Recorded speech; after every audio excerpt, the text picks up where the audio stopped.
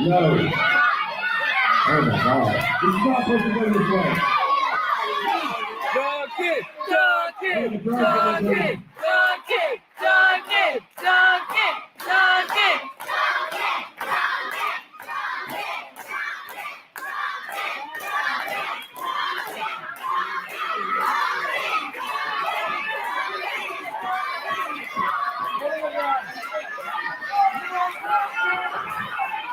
That kick to the ribs.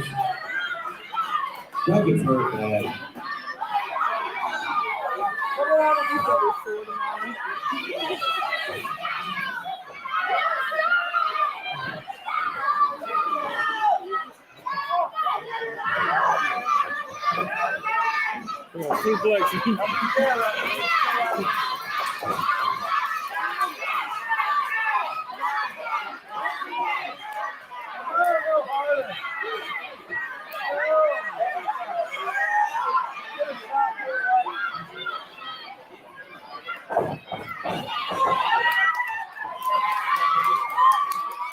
Duncan's coming.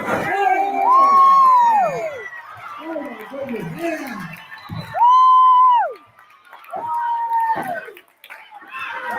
Dude, you take that. Oh my goodness.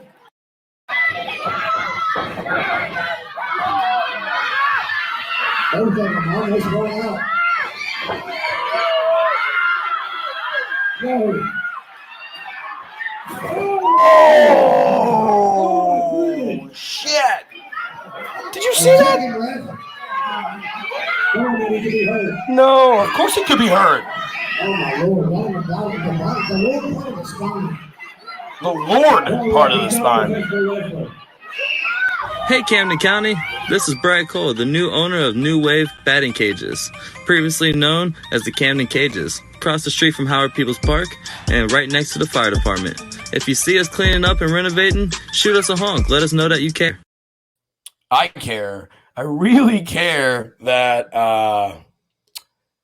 I'm worried. I'm worried that my buddy's not okay. Well, all right, he's all right. That was years ago. Duncan Cannon went through a fucking table. That shit looked painful. I'm going to end the show with that. We're going to get back to that before we end. So, without further ado, MickMotherwell.com, you know where to find me. This is Bagpipes to Banjos, different Bagpipes to Banjos this evening, or this morning, whenever you're listening. Duncan Cannon is going to do a shoot interview with all the bands he played with. That sounds like a good fucking idea. Quickly, and before we get him on, before we get sentimental and he makes fun of me for it, I think I've met the guy once, twice. I super consider him one of my best buddies. He's there for me. He's always good. He's always a good supporter of the show. Funny as fuck. Like, I'm the yin to his yang in a weird way. Like, if you took us and made one guy, probably would be an all right guy. But you get the worst of it when you get me. You get the best of it when you get Duncan.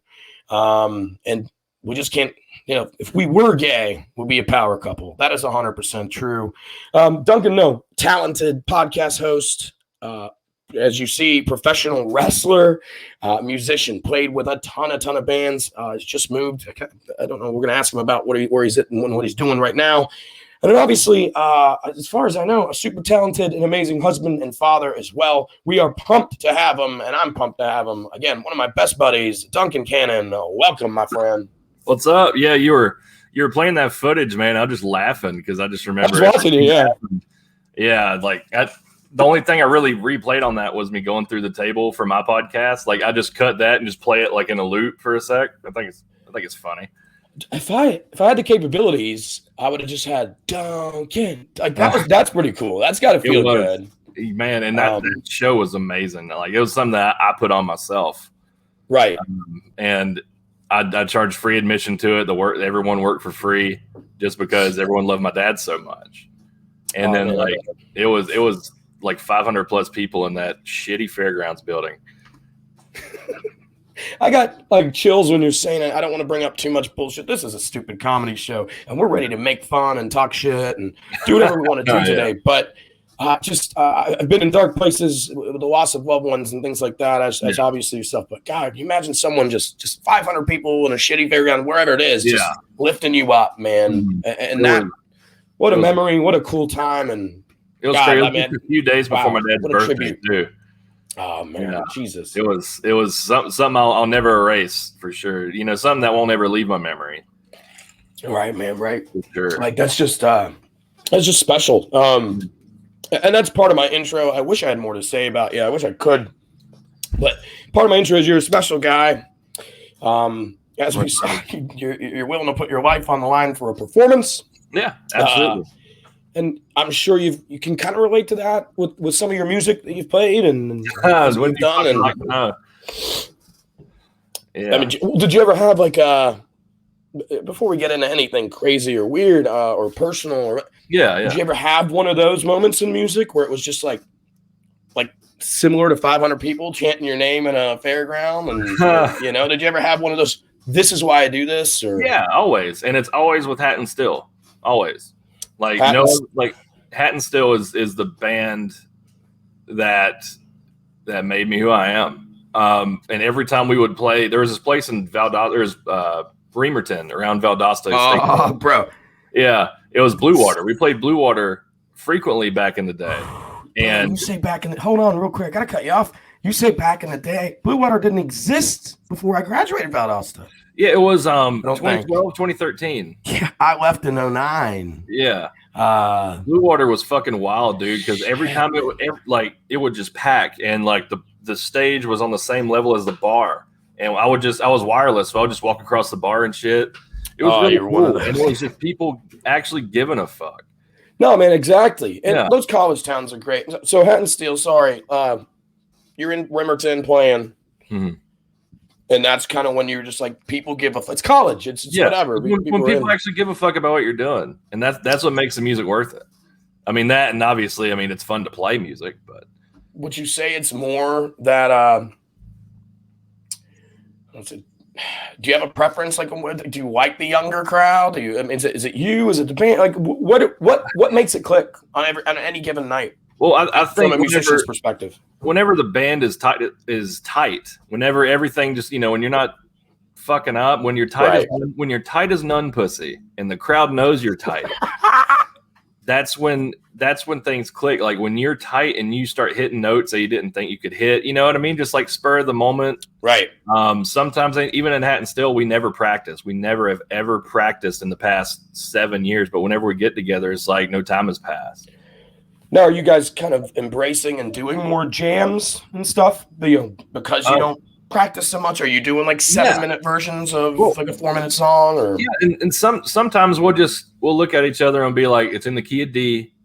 Just look at my hands, and we'll just go, and it'll be seamless. All right, so what happened? Why are you guys not playing still? Why are you guys not together? Oh, we are together. We've always been me, right? So we've always been a group, but it's like I joined the band in 2011, literally the day after I graduated. Actually, the day I graduated high school, I played my first gig with them. Oh, that's awesome. And then that started my professional musical journey. And then you got paid that night? Yeah, I did $100.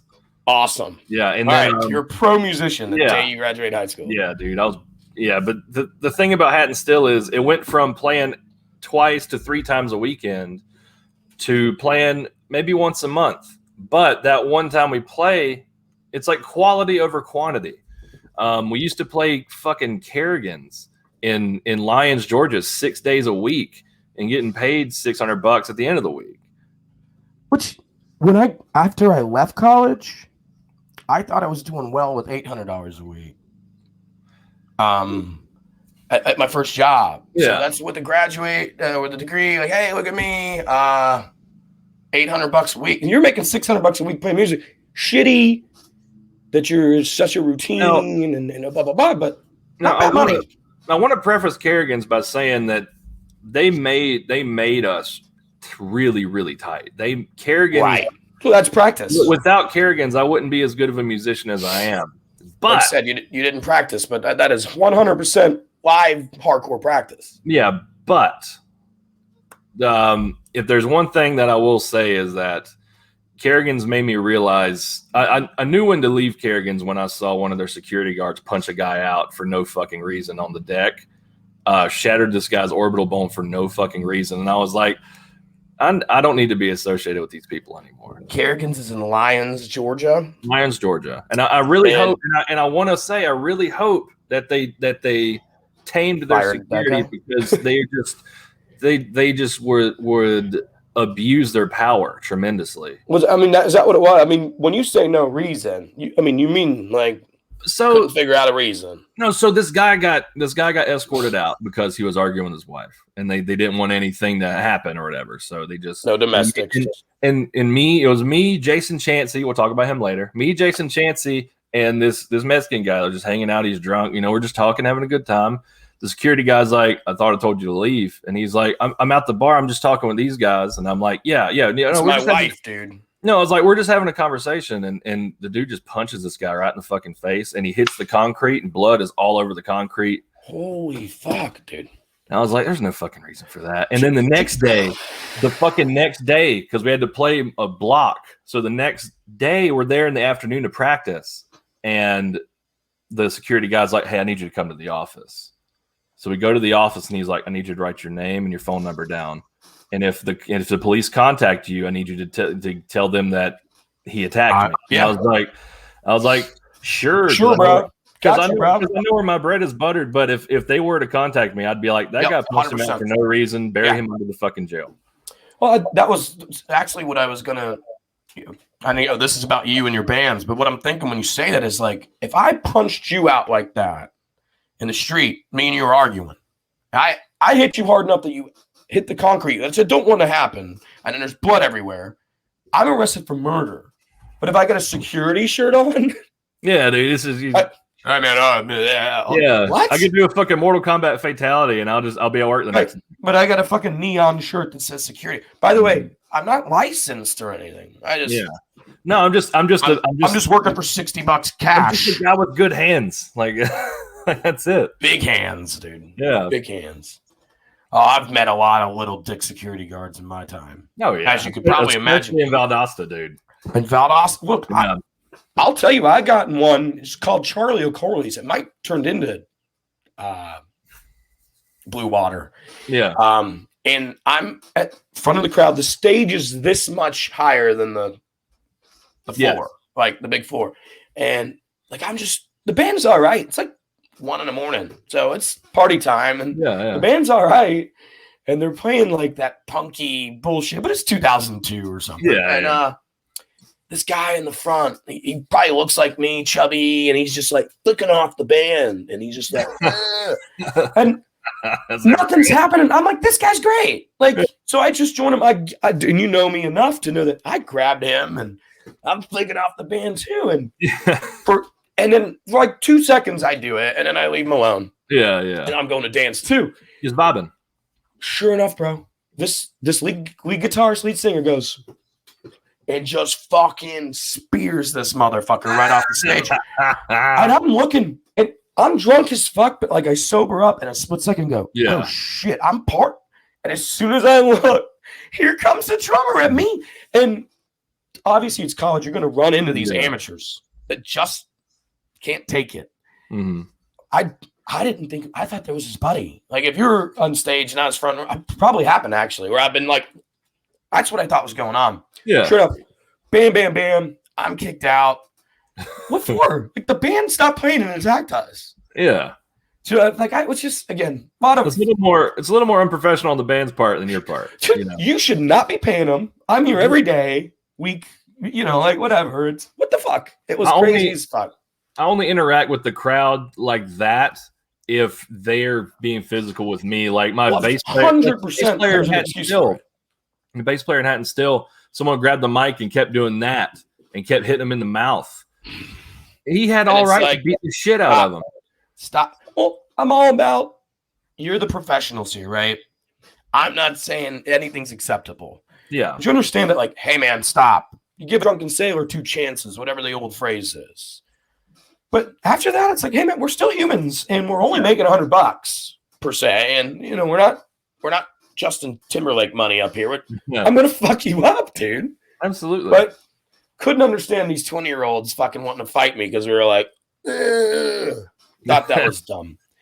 So Hat and Steel still together because you guys just see each other, you get tight. When's the last time you gigged? It was about a month ago. We played a wedding. We played a wedding. And what's great about that, I love weddings. We get free food.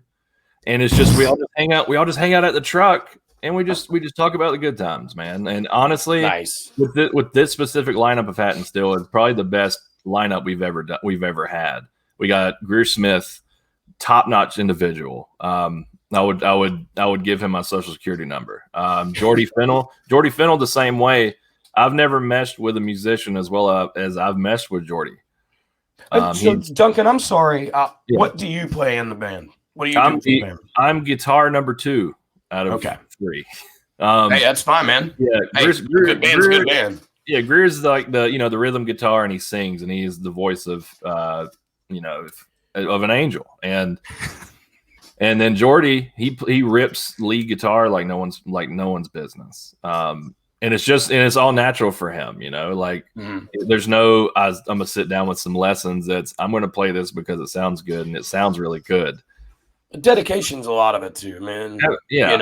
If you're not going to get lessons, that's one thing. But if you always got that thing nearby or using your spare time to do it, got that thing I'm assuming that's what he's doing. Yeah. Yeah. One of those guys. And then we got Steven Dixon, and Steven has been around a lot. He played with Laney Strickland, Dixie Wreck. He played with a lot of people. And so just experience as well into the band. Yeah, You've got. And then whenever Leigh Reynolds joined the band, Leigh Reynolds played with Craig Campbell. He's played with Lance Stinson. That kind of thing. He's a harmonist like a motherfucker, and he pushed me over the edge in terms of wanting to be a better vocal harmonist. Oh yeah, and is that something you've picked up? In your time in music, I try. He says, "Yeah, hit the 5th," and I'm like, "I don't know what the fuck you're talking about." Right, it gets technical at that point. I'll just try and make a chord with the other vocals because I don't know any music theory, and I don't know how to read music. There's a few songs that I used to do it in when I played that. It's like driving. Like you just knew exactly when to do it. Yeah, it's just that's it. But the point is every song you can. You just got to know how. Yeah. So I would do it, but I would feel it. I'd hear it. I'd be like, oh, that guy's definitely deep enough for me to go. You know what I mean? Like I knew it, but every song has that possibility. I can't do that. You know what I mean? You also don't want to overdo it. You don't want to. And you can't do it every exactly. Yeah. Unless you're going to an acapella show. Yeah. You want to serve the song more than serve the boys. And it's the same thing in wrestling too. Like you're not doing it to pop the boys. You're doing it to pop the crowd. Right. So you don't want to oversaturate everything, but you do want to make sure everything has a place. Good shit, man. So you guys got good fucking crunch. So they played with Craig Campbell and all that. They're from around that area, that south central Georgia, southwest central Georgia. Yeah, but now like Steven Dixon's from Millwood. Leigh Reynolds, to my understanding, is from outer space, but he's now in northern Georgia, a little closer to me. Steven Dixon lives around the Waycross area. Jordy lives in Statesboro, and Greer lives in Hazelhurst. We're all separate. So even if we wanted to practice, it would just be not feasible. Right. We don't need to practice because we're that good. And I hate to sound like an asshole, but we're that's good. That's my job on this show, Duncan. So if you could back off on the assholeness, that's what I do here. But no, I understand it, and I think, and I'm not. Now I sound like I understand it. People don't get it, but what I do mean is people that like this and listen to this part do understand what you're saying. Absolutely. And I don't want to talk about how amazing you are too much longer. So you put together a list. I want people to see the list because, hey, you want to do this. Yeah, you're in. I'm in. Well, I just want to basically, since we never got to have the interview whenever I lived in Camden County. Right. But what I wanted to kind of do was to I made a list of bands in the time that I was in Camden County.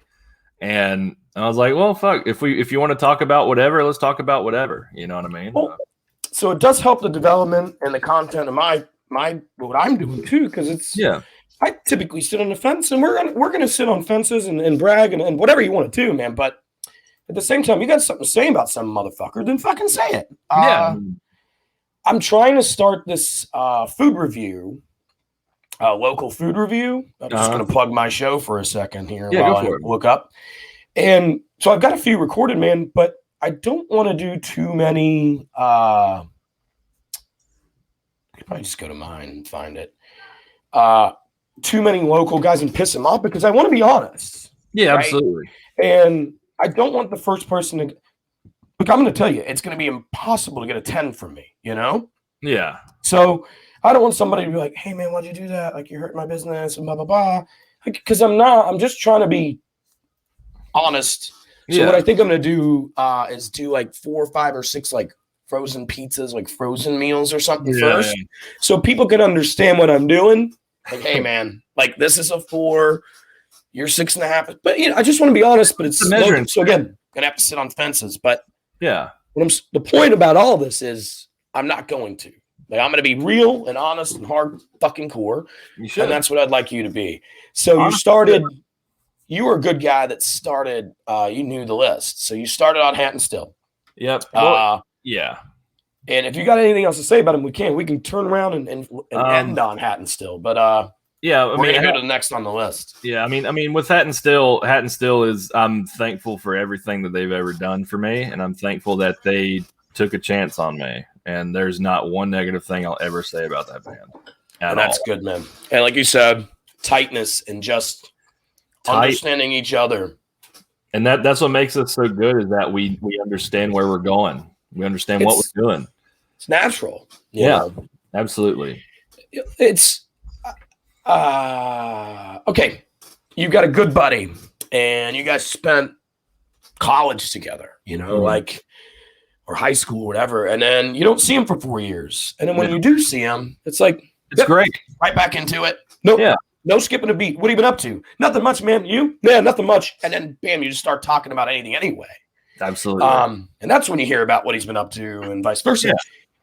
That's the kind of band you're in. So people, that's a dope ass fucking band. Check them out. And honestly, they've always been number one. Like even when I was in Bluff 5, Hat and Still was still always number one. On your list to like no,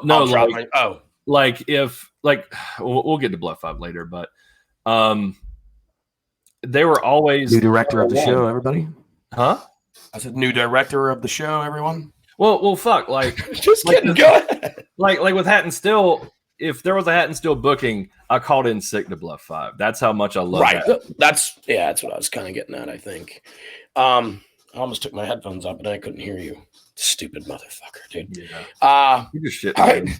So next on the list is probably my favorite name on the list, and I've got to make the show about me a little bit. Yeah. Me and my yeah, of course. I know you. My buddies and I had a rock band, and we went. We did a bunch of ecstasy and went on tour for like 3 nights in a row. And our band name was In Heat, In Heat. Yeah. But again, the favorite name of probably all the bands you played with is Duncan Cannon and the Bears in Heat. Yes. I think there's also an implication about bears there that kind of might be homoerotic. The thing I don't know. But go ahead and tell me about Duncan Cannon and the Bears in Heat. I put together Duncan Cannon and the Bears in Heat because LL Creek was doing a festival called the Creek Revival Festival. And back whenever I played the Creek a lot, they were very diverse in their music, and I hope that they continue to be such because they're one of my favorite people and my favorite places, LL Creek. So there was a lot of country bands there, a lot of classic rock groups, but I wanted to do like a stoner rock thing with a gimmick. Okay. So basically like old Queens of the Stone Age stuff, like Ryan Adams stuff, but mainly that fuzzy Queens of the Stone Age sound. And we did that, but the first time we did it, we all wore wrestling masks and Hawaiian shirts on stage, shirtless under that. And that consisted of, and this was my first musical interaction with Frank Sykes, who I don't know if you know Frank Sykes or not, but T.W. Watts, Aaron Cooler, and Jason Chansey. And they're just fucking dynamite musicians, multi-instrumentalists, all of them. Dynamite musicians. How is it that, like, we don't have to, this is maybe rhetorical, but like, how is it that we find these people in our lives? And that's great, but like, it's also like we're lucky enough to find them because someone else, and they're unlucky enough that someone else didn't find them and take them all the way to Hollywood. Absolutely. You know what I mean? It's like, we're lucky but they're unlucky. Yeah, the thing That's that crazy. Yeah, I know that they are great musicians. the thing that's wild is I knew Jason because we obviously were musicians in the same circuit, and he was also a big wrestling fan, and I had him on commentary at the Wayne Cannon tribute show. Is that who was going Yeah, nuts there? that's He was oh great. my goodness. Yeah, he's He was wonderful. great, man. He has Old a real old school mentality for the JR, business. man, Like Rock very- and Roll Express, like the NWA stuff. Like I know I can rely Very on Dusty Jason. Rhodes of them, man. I know I can rely on Jason to be a bad motherfucker. Jason was, and I knew Frank a little bit, but I wasn't like too big of friends with him. And then Jason was like, "Well, you can get Frank to play guitar too. We could use his band house and stuff, and we could practice and stuff." Just And then like it went from there. And use I the think, shit out of Frank. Just and use that- the shit out of him. yeah, and that's You got a van. basically that's what blossomed the podcast that I do. And I thank Jason Chansey for introducing me to the great fucking human being that is Frank Sykes. Bro, I thank him tremendously. guys, this is a comedy show. That was a bad joke. Everyone knows Frank Sykes is No, not a great. dude, there was one time Frank told me a story about he was washing his dick with a bar of soap and then it fell in. Oh, It fell in his dick. He told me that. And that's a true story. And Frank isn't here to defend himself, so it is a true story. Oh, he is the best fucking dude. He had to fish it out. He's and I'll be quick about Frank. And this is a musician show, but I'll be quick about him as far as he gets. And you're in there too, man. And I've got a couple of friends. I've got a best friend that still we fight all the time because he just doesn't get my humor. Like it is banter. It is you can't be relentless, but oh, you're a child molester or you're a fat piece of shit. These things it's a joke. You know what I mean? I'm not saying anything super. I'm not talking about wives and kids and bullshit, but it's just I'm nailing you to the cross every once in a while. Absolutely. People get it. It's not. I know you. You're being funny. You know what I mean? Frank's really good at that, by the way. Friends that And it's made me step up my game because I've had to. Again, coming from where I came from, I had to take a big step back a lot of times. People just don't. It's just me being funny or trying. Yeah. Well, not everybody. You guys are part of that, man. I mean, you got Begbie fucking smashing bottles on people's heads. You know what I mean? Like, it's the best thing I could say about Frank is that he knows how to be an asshole and he knows how to deal with other assholes, and it's not part of his humanism. It's just part of his humor. He definitely his goal is to make people laugh, but his goal is also to clown on anybody that everybody, dude. And that's it. He takes every opportunity on you. Yeah. And so you guys clicked. Yeah. And you were talking about Jason Chansey. You guys all just clicked in the band. Yeah. And you guys, how long did you guys last? Are you guys still kind of playing together? Shows. We did 2 whole shows. We did the festival, and then we played the Creek one time. We didn't wear the mask. We just dressed as normal. Jason couldn't make that one because he was playing with Justin Spivey, but we got Aaron to play bass, so it was a 4-piece rather than a 5. But it's still good. No, Aaron Cooler. Aaron Cooler. He goes by Sleeve. He goes by Sleeve McDykel on Facebook. So you just ruined his whole cover because he goes by that, so you don't find him. So you played 2 shows with a great band. So Electric Owl is something that anyone that's been part of my show or listened to my show will know that I play them. I play Aaron Lane and Electric Owl a lot. I love Aaron, man. Was he part of the band at this time? That's a yes or no question. No, so Aaron was the ringleader for Electric Owl at the end of the day. So take me away on Electric Owl. Yeah, so I was introduced to Electric Owl. Aaron sent me a message saying that he needed a drummer for like a fill-in drummer for a gig at the 1904 opening for Them Vagabonds. I said, okay. Great venue. Yeah. And it's a great venue, and I got my ass kicked at that venue at Cosplay Wrestling, but I'll get back to that later. It's for another show, bro. Yeah, so Aaron's like, I need a fill-in drummer. I hear you're great, because we didn't really know each other that well. But then we practiced, and it was just me, Aaron, and Buddy. Fuck Buddy Heron. But that's beside the point. We all practiced and we clicked. We played the show. It was good. And then after that, the gigs I would play after, I was lead guitar. Okay. It was cool. And there was a couple different iterations. Like, I mean, Aaron Lane, Brad Lane, great people. Buddy Heron, if he jumped off a bridge, I would not grab him. All right, so we can skip around and fuck around. Where did you play with Buddy Heron? Every single Electric Owl gig I played with Buddy Heron. And that's the only band? That's the only band you played with him? Yeah, that was the only band that I played with him, and I would never play in a band with him ever again. All right, so here, you got as long as you want, but let's figure out why. Who the fuck is Buddy Heron, and why do we don't like him? So Buddy Heron... If you don't like someone, I don't like him. Yeah, so Buddy Heron... Buddy's always been a problematic individual. And he was also in a band with Frank, 80s cover band with Frank called Members Only for a while. Dope fucking name. Great name. For an 80s cover band. Yeah, so... Frank is good like that. That's what I'm trying to say about Frank, everybody. That's the guy. Follow him. He's fucking clever. Harass him. But Buddy, Frank was telling me this story whenever I joined Electric Owl for a little bit. Frank told me the story about how they played this venue, and Frank was shit-talking it on Facebook while they were there playing the venue.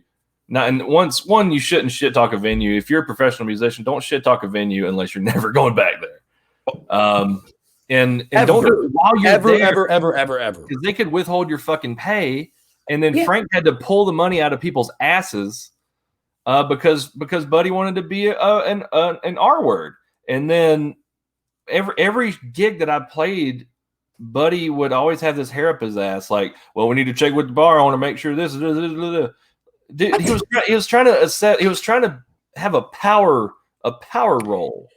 And he's literally 4'10". He's really fucking short. He looks like a piece of shit. He looks like a minotaur.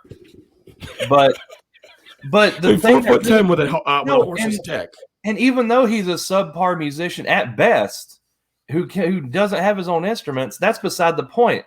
The thing that really that is amateur as fuck. No, the thing that really set me over the edge is whenever he sent Aaron a group of texts, right? Just trying to cool guy him. Like, yeah, I'm with this group in Macon for a sec, man. We're doing these great things. And, man, you should just leave Waycross no one wants you around and just shit like that. Like, cool guy and Aaron, making him he's a complete asshole to Aaron. And it's not the first time I've heard people be an asshole to Aaron. I don't like that. But that's the thing. Like, Aaron is a misunderstood fucking musician. Misunderstood. Yeah. And we'll talk about him later. This is more on Buddy. This is Buddy. Buddy fuckface Heron. Buddy fingering. But fucking Huddy Barron decided to fucking just shit all over Aaron in this text. And then Aaron showed me the text, and I put it on the Frank and the Jobber cover photo for a while. He's like, "You should come to Capricorn." Oh, I remember. I think it's around the time I met you, or around the time I started this. Yeah, and then I made the cover photo on the Frank and the Jobber page with his text, and it's like, "You should come to Capricorn Records, where real music is made." Fuck you, buddy. Be there in a minute, bitch. I hope Buddy watches this. He can eat a dick up. We'll send it to him. Please send it to him. We'll give him the minute. Like the minute mark and everything. Because I remember that motherfucker. And I remember picking on a friend of mine. And that's all I remember. Fuck that guy. Yeah. Taylor Miller just commented that Buddy is plays that what it was? Was he just a doucher? Was he just a cool guy? Like, no, also, let's touch on the fact that he didn't have his own musician or instruments. He did, but they were all broken. But he was always really friendly to your face, and he was always like, hug it out because he was big into the jam bands and stuff, and he wanted to emulate them. Family brother. But at the end of the day, he talked that shit to Aaron, and I was like, fuck you. At that point, I was like, I don't want to do any business with you. Aaron has been nothing but good to me, and that's my loyalty to my friends. Aaron, it's like my loyalty to the good. Yeah. It's not even friends. It's just good. There's good and bad, man. And I'm good to good people. And if I see that you're trying to cool guy a good person, then you're not a good person. Well, it's point blank. Oh, that's fucking great. You saw that and called it, I think. That's funny. Taylor Miller's my best friend on this planet, by the way. He's the best friend of all time. That's the funniest comment that I've ever posted live on my podcast, I think. And for the record, Buddy in a nutshell. For the record, I play bass with a pick if it serves the song. You just ruined everything. I'm good. I like the fingers. I like the slap, like Les Claypool. But if I feel like the song needs a pick, I'll use a pick. If I want that Motown, that Motown sound, I'll use a pick. All right, so we're just gonna see real quick which is funnier. All right, so Buddy also plays bass with the pick. Duncan also plays bass. We're gonna go with that for a little bit. No, that's good. What a doucher. So, Buddy Heron, you can shoot to fuck all you want on him. We don't have to be back. We don't have to stop. I got to I'm never playing with him anymore anyway. Like even if he asked me to, if he offered me $1 million, I'd tell him to go fuck himself. That's great. Because he probably fucks himself a lot. I'm sure he's not getting laid by anyone else. There we go. Bagpipes to Banjos. We're gonna keep going. I'm gonna skip Rampage Band for a minute. Unless you just have something real important to say, but I don't really have much to say other than I love Russ Story. He's a great guy. That's it. This is a shoot interview. Russ Story, great guy. He's Love a great you, guy. Buddy. I know the Page Brothers band. I've seen the Page Brothers band quite a few times. They're fucking. I like them a lot. Hold on, yeah, we wanted to see that. I like them a lot, man. And when I've seen them, so again, this is people that are musicians and want to know about this and listen to this. This is what this interview is about. People that won't think it's cool to join a band. This is what it's about. Some of it, look, most of this is positive and great and tight and relationships and bonds. But it's also honest. Like, if you got a bad thing to say, I'm not trying to tell you to say anything bad about the Page Brothers here. I just mean I have nothing to lose. But with the Page Brothers band, I have nothing but respect for them, and it is fucking natural. Like every time I go to play with the Page Brothers, whenever Travis or Dakota, they're like, "Hey, we need like a fill-in bassist on this day," and I'm like, "Oh, so good," because I love John. But I'd love to play bass for the Page Brothers band because it is just blood and guts, classic country and blues, and it's fun. It's a fun gig. Yeah, they're fun to see. Like seriously, I love seeing. I'll tell you, it's sad that Jay's in my town's closing, but I'm putting on my dad's shoes. I'm moving. I'm buying a mansion. That's how much money my podcast and my lame ass fucking podcast that you guys want to all fucking hate on. I am buying a mansion, and I'll show it to you when I close later this month. People don't get it, dude. I got banned from YouTube. That's how international I am. Man. But the Page Brothers, they played in my hometown a lot, and that venue's going away, which sucks, and I don't like that. But yeah. Goodness gracious, they were great. I really, really like them. If you're in Jacksonville and you can see the Page Brothers, check them out. Yeah, and also, John from the Page Brothers, I have the biggest connection with him because we had played with Faith Jackson together. And you probably heard me say "fuck Faith Jackson" on my podcast a whole bunch. Please go, but fuck. no. Fuck Faith Jackson right now, live on my podcast, please. She owes me $2,000. Fuck Faith Jackson. Faith Jackson. John Graham played with us a couple times. He dressed as Roddy Piper and I dressed as Macho Man Randy Savage for a Halloween show. Awesome. It's so fucking cool. And Justin Moore, who played with Electric Al for a little bit, and he played he also played with Faith, and he dresses as a clown, knowing that Faith is deathly afraid of clowns. And he did a David Lee Roth star jump off the stage. He's like rubbing on her back during a solo or doing like a harmony. I'll have to send you the picture. It's so funny. I don't understand how people are fucking afraid of clowns, man.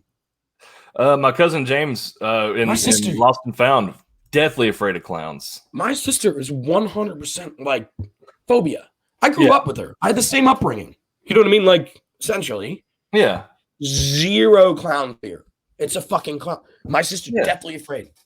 I don't know what movie it was, what it was when she was 4, 6. I don't know. It's fucking Stephen King's It, always. It's a weird, I don't want to call it fetish, right? But definitely a weird fear. It is a weird phobia. I understand spiders. I understand the unknown of like science and snakes and water and it's a class. It's a guy dressed up, dude. Yeah. It's a dude just dressed up. Like the fuck? Some of them give you double cheeseburgers. Oh yeah, dude. Like don't understand. Dude, for the longest time when I was a kid, I did not want to eat McDonald's because I thought Ronald was making the burgers, and I thought that his clown paint was getting in the burger. I'm not trying to one-up you here. I'm just trying to say that I 100% understand how important that is to a child. You know what I mean? Yeah. I know that you believe that, and I know it's true. Do you know what I was afraid of? When I took first communion, or not first communion, when I would take communion, and they were, this is my body. Yeah. No shit. No shit. On my life, dude. On my life. I was scared of like getting part of his feet and shit. Yeah, dude. I'm like sitting at 8 years old going, well, I hope I don't get his like bottom of his feet today. Yeah. I'm not shitting you because the teacher, I'm in Catholic school. They're like, yes, he sacrificed his body. This is his body. Yeah. And I'm like, oh, dude, I had a few Jeezits in my day, dude. Like, I mean, I was staunch Catholic, or raised that way. I baptized my kid Catholic, but you know, I'm all, you know, I'm out there. I'm almost agnostic, if you will. But I was baptized Catholic, and then the church got torn down, so I think it's null and void. It's just God. It's just fucked, man. Anyway. Man, I was just so scared to eat Jesus's feet every Sunday.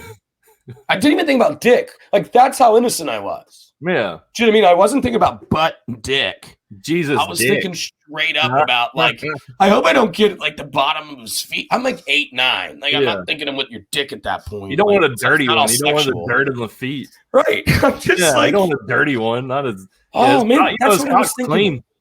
That's what I swear to God I was thinking I was eating every week. Anyway, I played with this next band. I was the lead singer and harp. Oh, look, I actually have it.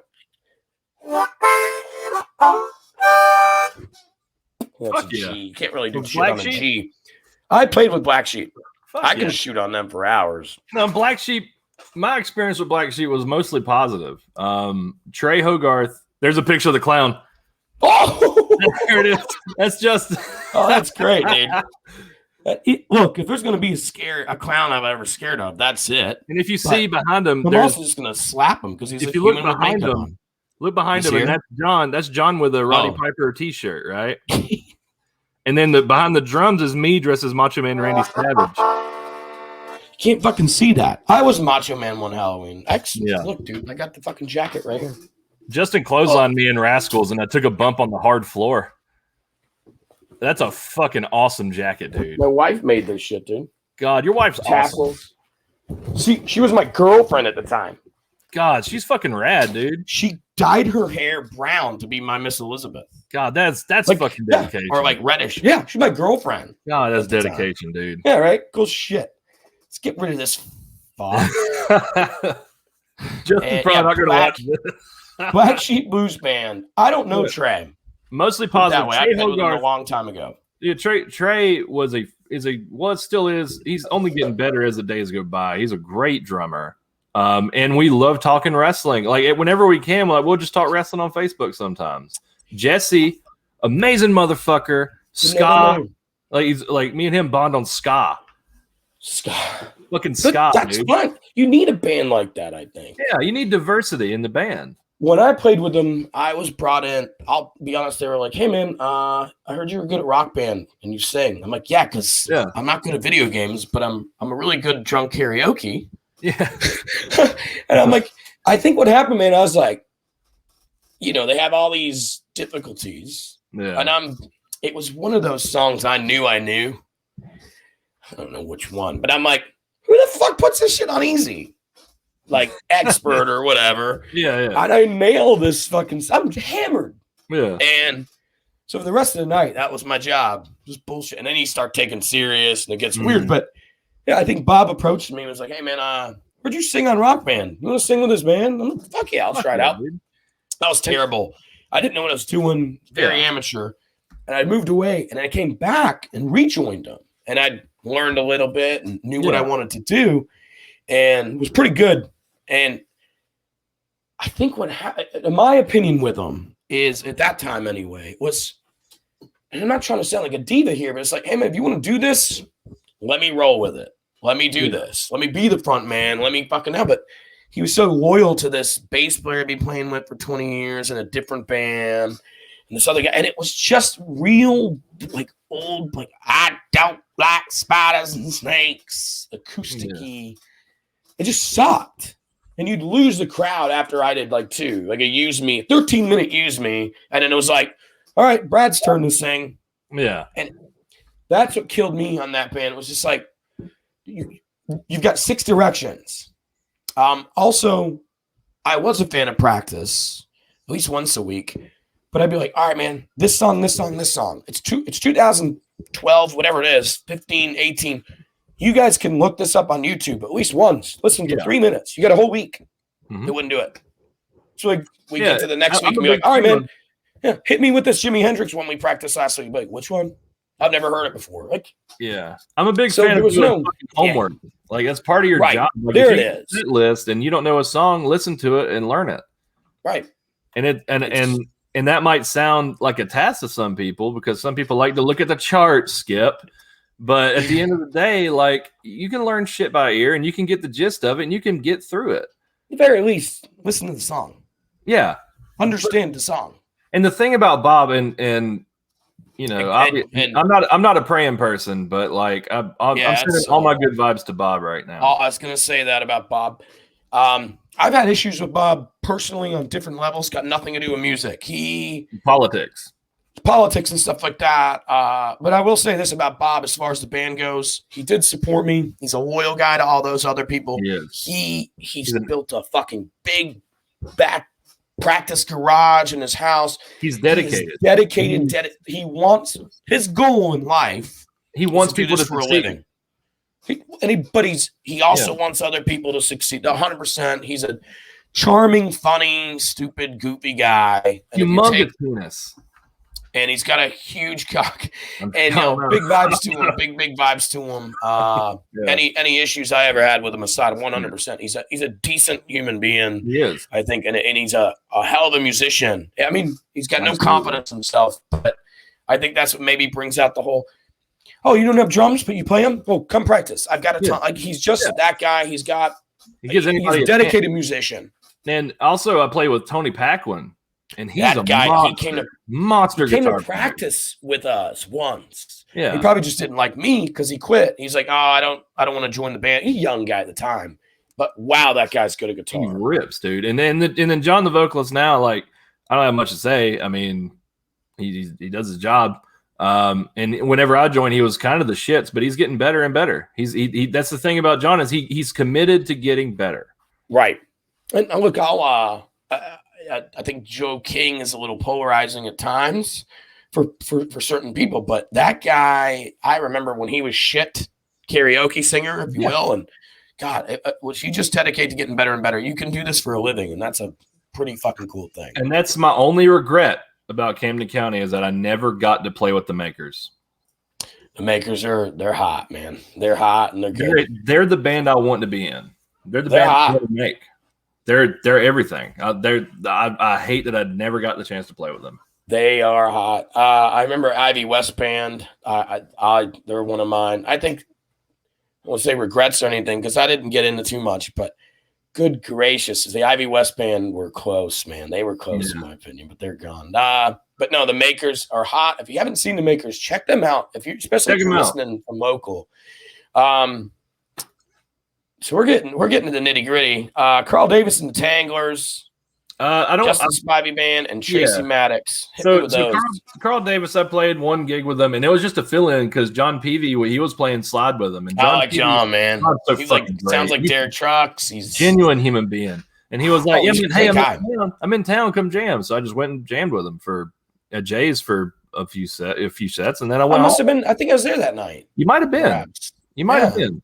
And I was just playing with John, and that rhythm section of that band. I don't know either of their fucking names, but they're so tight, dude. Well, maybe I wasn't there that night. It was the night we maybe did your podcast, but John was there, I believe. I don't know. Anyway, I was there when John and you played at Jay's, and that was great. He's great, and they live in like Hazelhurst or something too. No, John drive 2 hours to get here. No, John lives in Florida. He lives in close to Tallahassee or some shit like that. There it is. Out west a little bit. Tell me where you live. Comment on this. Yeah, he'll listen later. Send me a bag of money. Who's next? The Justin Spivey band. I filled in for Austin one time. I know Paul. He's great. Paul Ivy. Never mind. Fuck me. So, once again, Jason was the bass player for Justin Spivey, top-notch musician and one of my best friends. He put me in. He was like, "Hey, Austin isn't drumming. We need a drummer for this gig at Moonshiners in Brunswick." You're asking me like I fucking know, but I think it was Moonshiners or something like that. And we played it, and I thought I did a really good job. That was just me. You enjoyed it?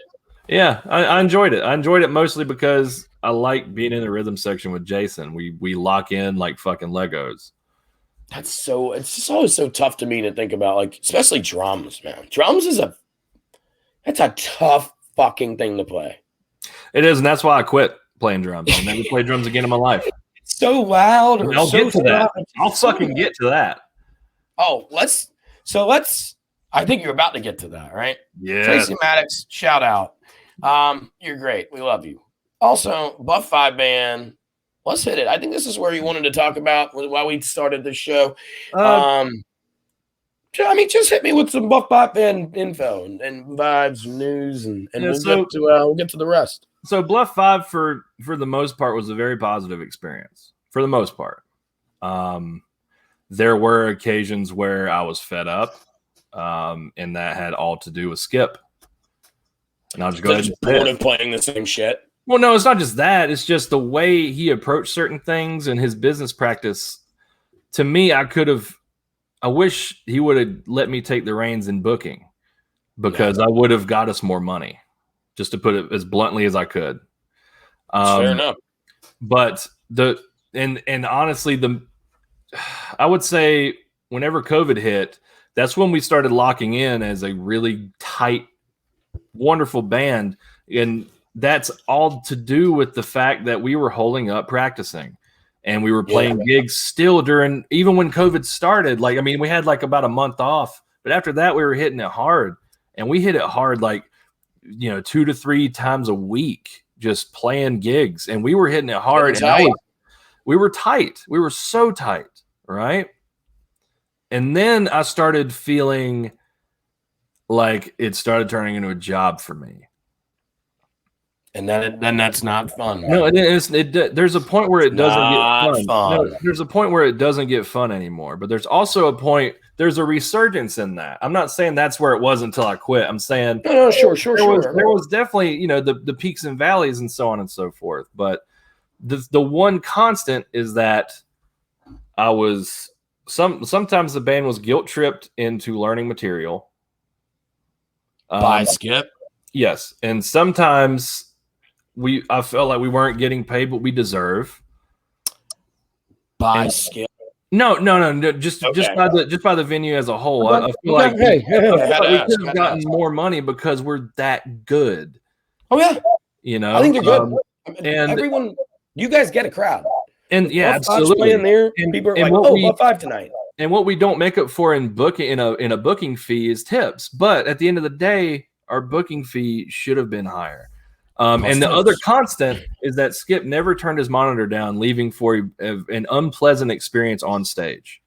Fucking hell, man. But that's one of the ultimate. That's one of the ultimates, though. Like, we can talk about his character and stuff all you want. No. One of the ultimate is doing that. No, but those were just the constants, and there were times where the fucking peaks were over the constant. Sure. Like, where we would mesh. Like, as musicians, we meshed really well. And I want to just preface this by saying Bryce has the brightest mind for the instrument of the electric guitar. And Bryce is one of the nicest, most humble human beings on the face of this planet. He has been nothing but an amazing person to me. And we bonded a lot because we rode to all the gigs together. And we would blast fucking Limp Bizkit on the way to gigs, dude. Like, that shit was a blast, man. Like your fucking face tonight, Dude, it was so good, man. It was a good time with me and Bryce. And Bryce has all the potential in the world. And Sharon has a heart of fucking gold as the bass. She's the bass player. Heart of fucking gold. Not one bad thing to say about Sharon. The only bad thing I have to say about Jackie is that she has yet to even speak to me or even thank me for my contribution to the band whenever I left. I Yet to even- understand yet not to even expecting any speak to thank me. yous, but not even to talk to you. Like, No, not Why even not? not one fucking syllable. do you think? And I put my life on. I'm not gonna say I put my life on the line. That's a little dramatic, but I definitely have to have surgery because of this band.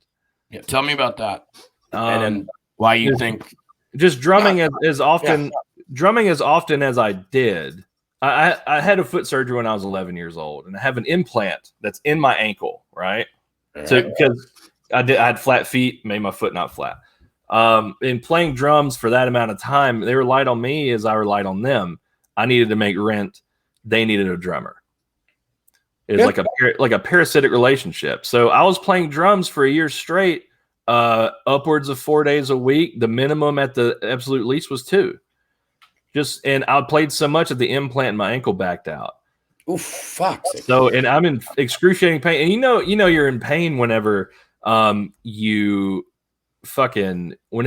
it hits a certain nerve and you just start laughing. You know you're in fucking pain. I know exactly. Yeah. Like right now, I want to just rip my foot off. But regardless, whenever we got up here to our new place, I immediately sold the drum kit and started getting recording equipment. And I'm only a guitarist and bassist now. Fuck the drums. I will never play drums again. You have surgery in this band, still playing with them afterwards. Then you move, but you're still willing to play. Well, I didn't have surgery in the band. I'm saying the surgery. Surgery was in your kid, but yeah, your shit maxed out. Yeah. No, I have to have surgery because of the band, and actually, that's what you're saying. That did like a week and a half. Yeah.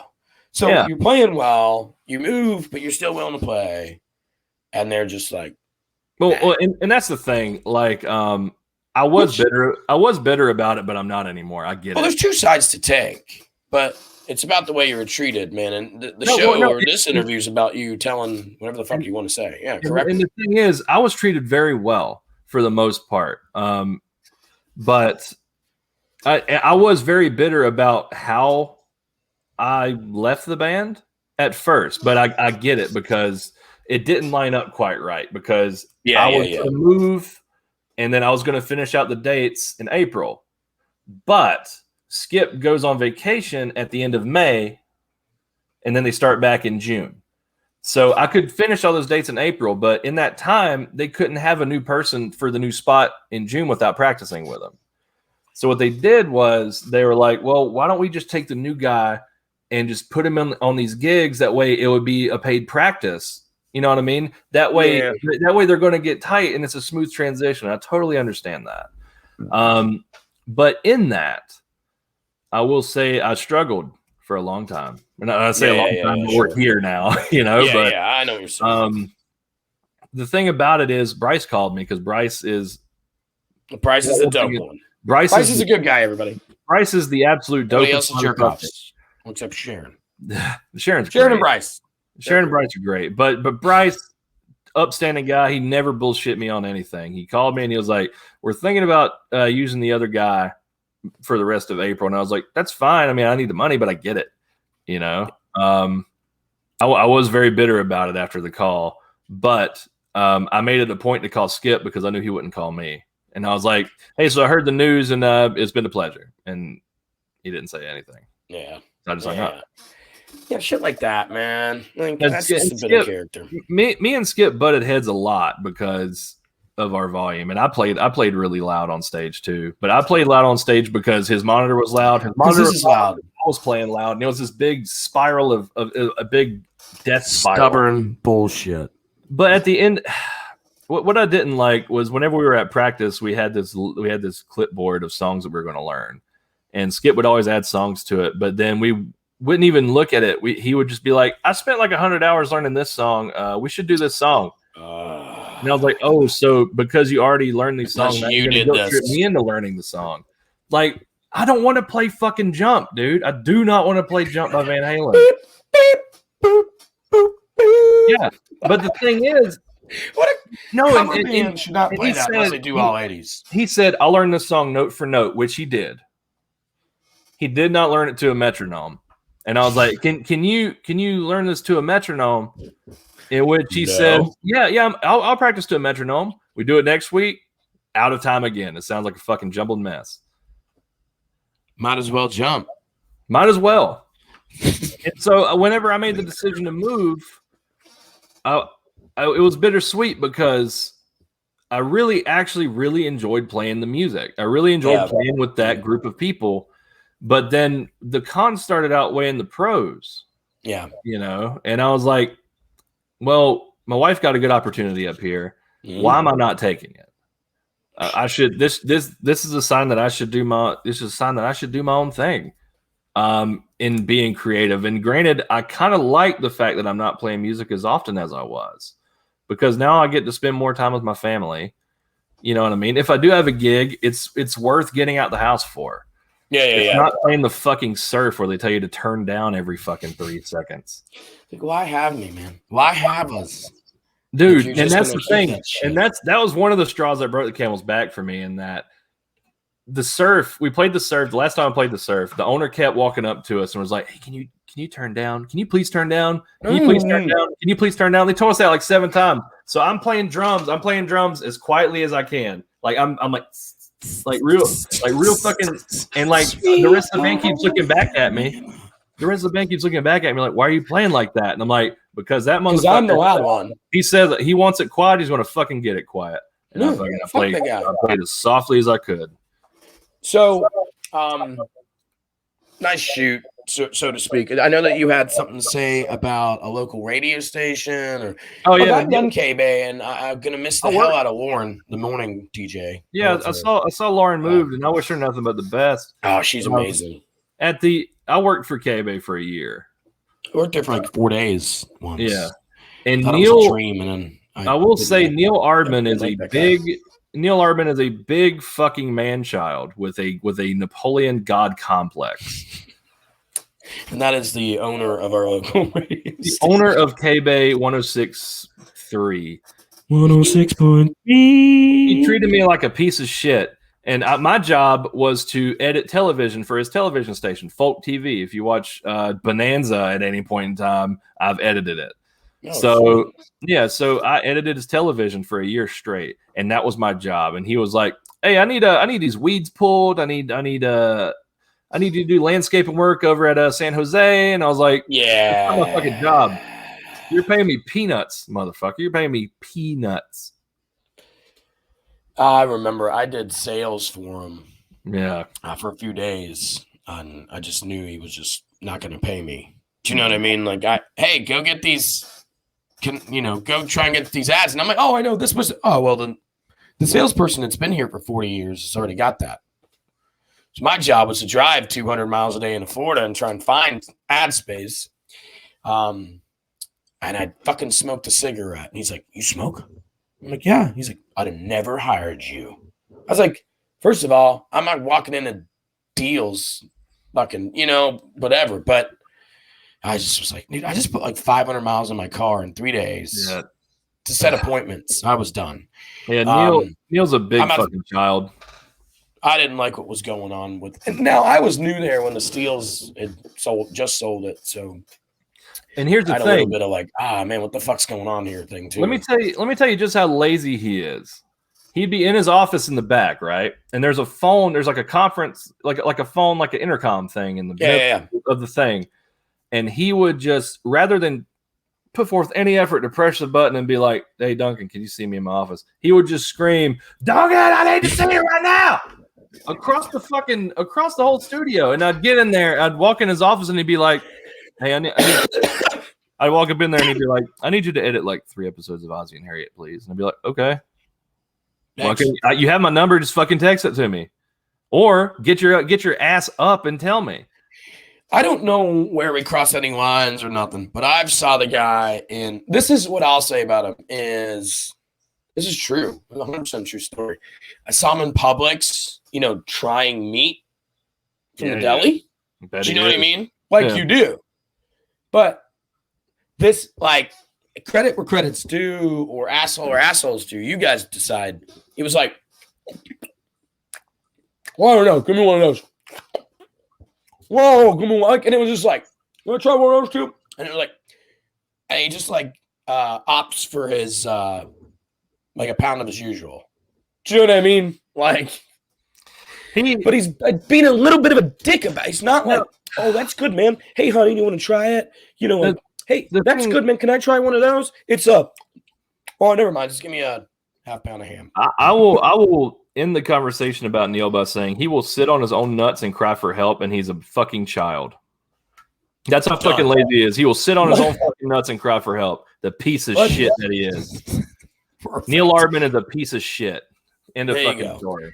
That's my man. Duncan, let's have a little fun before we get out of here. Okay. You want to play bass? Do you want to play bass or rhythm guitar here? Oh, fuck. In an ideal world, you're in a world-famous band. Do you want to play bass or rhythm? I like bass a lot. All right, so you're playing bass. If it depends on if I'm singing or not. You're not singing. All right, you're playing bass. For sure bass. All right, you're playing bass. True bass player at this point. 6-string if you want. I need you, world famous or not world famous. Give me your other 3 in the lineup. Like famous? You can go with 5. Whoever you want. Okay. Your dream 5-piece. You're playing bass. Drummer, I would say. Fuck. Hold on. Let me think about that for a second. It's fine, man. Drummer Joey Castillo with the Misfits and Queens of the Stone Age. So I was gonna say that's Queens of the Stone Age. Misfits I never got into. I wasn't a big Misfits guy. If you're like a metal band, after Danzig, fuck Misfits. Don't know shit about that. Don't know that reference. That's how old I am. That being said, the Misfits metal drummers can go anywhere, right? Yeah. Like metal bass players can go anywhere. In my opinion, like so. I know he's good, and Queens of the Stone Age is a fantastic band. So Castillo on drums, top 3. Yeah, Joey Castillo on drums. I would say lead guitar. Yeah, lead guitar. I would probably put Justin Moore, the guy I played with. Awesome, Justin Moore, wonderful human. Justin Moore on lead. Justin Moore on lead. I would say me on bass, and we'd just be a fucking power trio. You're on bass. No, give me a fucking rhythm and a vocalist. All right, fucking rhythm guitar. Again, they could be fucking dead, alive. I don't care. Just rhythm guitar. But it's got to be a 5-piece. Rhythm guitar, I would say Frank. All right, just to have that camaraderie. Yeah, he's a good musician, so to speak. Rumor has it. But to have that on stage, so it's your 3. You got Castillo, Kerry in the back. Who's belting the tunes, man? Who's fucking singing, huh? I mean, it's easy to go with Robert Plant or something, but Country Dick Montana. Who? Country Dick Montana. And who is Country Dick Montana? Country Dick Montana is a fucking baritone from the Beat Farmers. He was the baritone singer of the Beat Farmers, which is one of my all-time favorite bands, and they never got the credit they deserved. But Country Dick Montana, the Beat Farmers, he died. He's dead. He died playing drums. He died at the gig on his drum set. He's playing drums? So he would play drums. He would play drums, and then whenever it was his turn to sing, the guitarist would go play drums, and he would sing and put forth he would build it out, dude. So he was a haven't heard of him, people. Country Dick. I'm gonna have a good time this afternoon listening to some Country Dick Montana. No, it's the Beat Farmers, but the Country Dick Montana Beat Farmers is chef's kiss. Gotcha. Ooh, chef's kiss. From a guy that also does food reviews and you do some good food stuff. I think you have what's your Instagram? Duncan cooks things. Duncan cooks food. Duncan cooks food. Check it out. It is fun, man. Food. I like hanging out, man. I like doing this, and I definitely like following you on Instagram. Yeah, Duncan cooks food. Check that out, people. I mean, anything else to fucking say about haters and buttholes like Buddy before we get out of here? Buddy can eat a dick up and hiccup, but everybody follow Frank and the Jobber on YouTube. It's my podcast, and if you don't, you're a piece of shit. Love you. Stick around. I'm going to end the broadcast, but I want to talk to you for just a minute. This was great, ladies and gentlemen. Guys, have a great day. Duncan Cannon has just changed the world today. I'm going to go eat sushi now. I don't know what to play. So I'm so poor, dude, that I just literally play things that say copyright music. Find the perfect song for your video in 5 seconds. Ad. Oh. Someone just play it swore. so it's just like so I don't get arrested or sued. I just Hey, Hatton Still's on literally Spotify. You says can it. play my music. I'll give you permission right now. Fuck it. I already played this. All right, man. Take care. I love you.